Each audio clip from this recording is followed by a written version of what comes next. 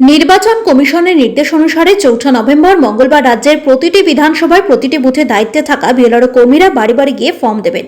আর তার ঠিক আগে এক অভিযোগ উঠল কালিয়াচক ৩ নম্বর ব্লকের বীরনগর ২ নম্বর গ্রাম পঞ্চায়েতের বেগুনতলা ২৬ নম্বর বুথ লেভেল অফিসার তথা তৃণমূল নেতার বিরুদ্ধে।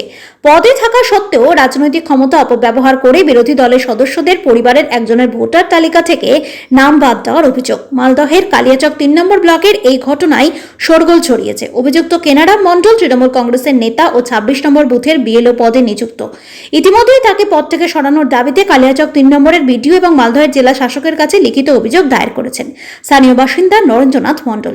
অভিযোগের পর থেকেই কালিয়াচক ৩ নম্বর ব্লক প্রশাসন ইতিমধ্যেই তদন্ত শুরু করেছে।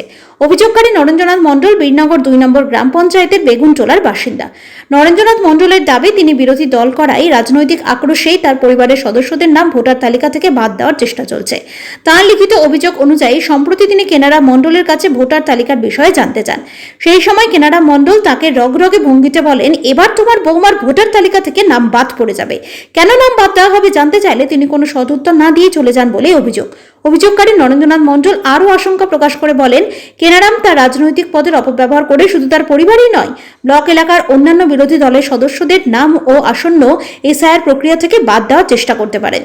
এই গুরুতর আশঙ্কার কারণেই তিনি অবিলম্বে তৃণমূল নেতা কেনারাম মণ্ডলকে ওই বুথের বিএলও পদ থেকে বরখাস্ত করে নিরপেক্ষ অন্য কাউকে দায়িত্ব দেওয়ার দাবি জানিয়েছেন। তৃণমূলের নেতা কেনারাম মণ্ডল তার বিরুদ্ধে ওঠা সমস্ত অভিযোগ ভিত্তিহীন বলে দাবি করেছেন। তিনি বলেন, আমি তৃণমূল করি বলে আমার নামে এই ভিত্তিহীন অভিযোগ করা হয়েছে। নরেন্দ্রনাথ মণ্ডলের সঙ্গে আমার এই বিষয়ে কোনো কথাই হয়নি, তারপরেও আমার নামে অভিযোগ করা হয়েছে। স্পষ্টতই এটা আমার বিরুদ্ধে চক্রান্ত চলছে। এদিকে এই অভিযোগ জমা পড়ার পর নড়েচড়ে বসেছে কালিয়াচক ৩ নম্বর ব্লক প্রশাসন। জানিয়েছেন, অভিযোগটি অত্যন্ত গুরুত্ব সহকারে খতিয়ে দেখা হচ্ছে। অভিযোগের সত্যতা প্রমাণিত হলে উপযুক্ত ব্যবস্থা নেওয়া হবে।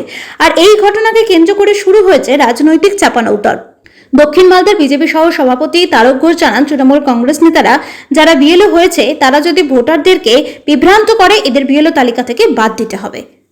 সভাপতি প্রাইমারি স্কুলের প্রায় টিচার, তারপর বলছে আপনার বৌমার ভোট বাতিল হয়ে যাবে। হ্যাঁ, তো কেন বাতিল হবে? বলছি আপনার বৌমার ভোট বাতিল হয়ে যাবে, তুমি প্রমাণ করতে পারবা না। হ্যাঁ, এ কথা বলছে। আমি জিজ্ঞেস কেন বাতিল হবে, কেন এই হবে? উনি বলছেন বাতিল আপনি প্রমাণ করতে পারবেন না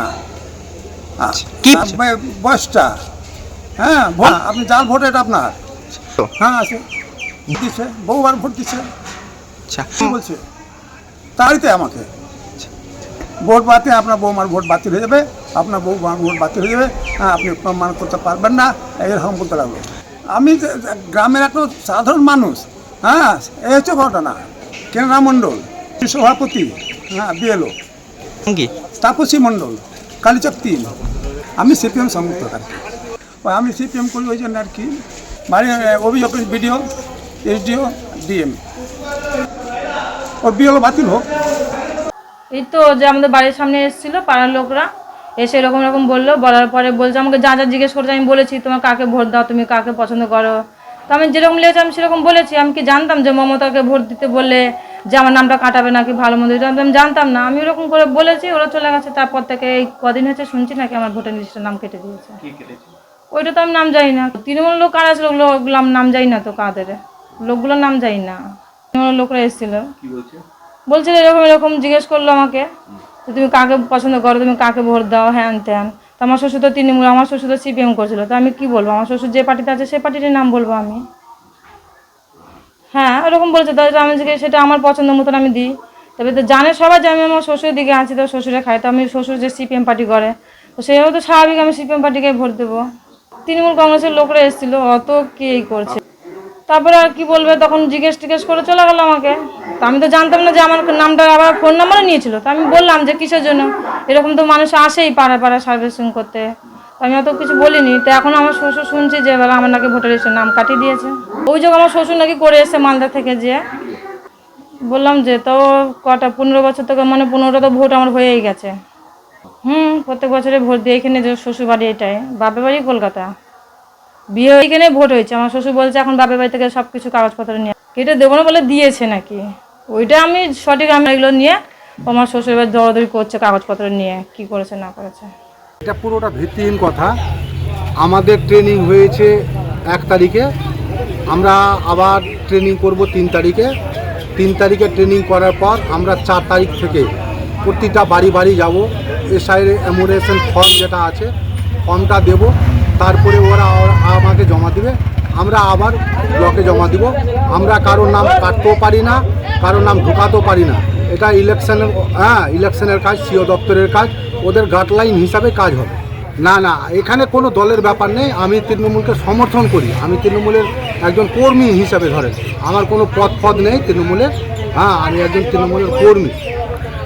একজন অভিযোগ করতে পারে, কিন্তু এই অভিযোগ হচ্ছে ভিত্তিহীন অভিযোগ।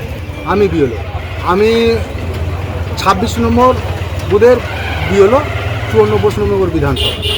2009 সাল থেকে আমি বিএলও করি। কারণ আমি এখন পর্যন্ত কারো কোনো ভোটারের বাড়িতেই যাইনি, আমরা এমোনেশন ফর্মও পাইনি।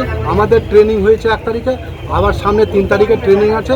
ট্রেনিংয়ে পেলেই আমরা আবার প্রত্যেক ভোটারের বাড়ি বাড়ি যাব এবং এমোনেশন ফর্ম দেবো। আমরা ফর্ম দেওয়ার কাজ, আমাদের ফর্ম কালেক্ট করার কাজ, আমাদের কোনো কাজ নেই। দেখুন, আমাদের গোটা পশ্চিমবঙ্গ জুড়ে এসআইআর আমাদের চালু হবে এবং তার আগে যে সমস্ত জায়গাতে বিএলওগুলো, সরকারি আধিকারিকগুলো তৈরি হয়েছে, সেইগুলো টিএমসি দায়িত্বপ্রাপ্ত কার্যকর্তা, তারা বিএলও যুক্ত হয়ে আছে। তো সেটা কী হবে, টিএমসি দায়িত্ব করবে এবং বিএলও করবে, তারা এখানে তো সম্পূর্ণভাবে নিজের দলের চিন্তাভাবনাকে সেটাকে তারা বাস্তবায়িত করবে। তো সেই রকম উদাহরণ রয়েছে আমাদের বৈষ্ণব বিধানসভাতে বিনগর 2 অঞ্চলে কেনারাম মণ্ডল, তিনি শিক্ষক প্রাইমারি স্কুলে, সে বিএলও নিয়োগ আছে। সে আবার আমাদের হিন্দি সেলের পশ্চিমবঙ্গে আমাদের মালদা জেলার দায়িত্বপ্রাপ্ত কার্যকর্তা তৃণমূলের। নামটা অবশ্যই বাধক এবং এই ধরনের যতগুলো টিএমসি নেতৃত্ব থাকবে প্রত্যেকের নাম একে একে কাটতে হবে এবং সেটা স্বচ্ছতা বজায় থাকবে। যারা বাইরের ঘুষপেটি, তারা আমাদের এইখানে 2001 সালে যাদের নাম নেই তাদের বাদ পড়বে। অ্যাডমিনিস্ট্রেশন আমরা জানাইনি, আমরা আপনাদের মাধ্যমে নিজের মধ্যে জানালাম, আমরা সেটা লিখিতভাবে অ্যাডমিনিস্ট্রেশনে জানাবো।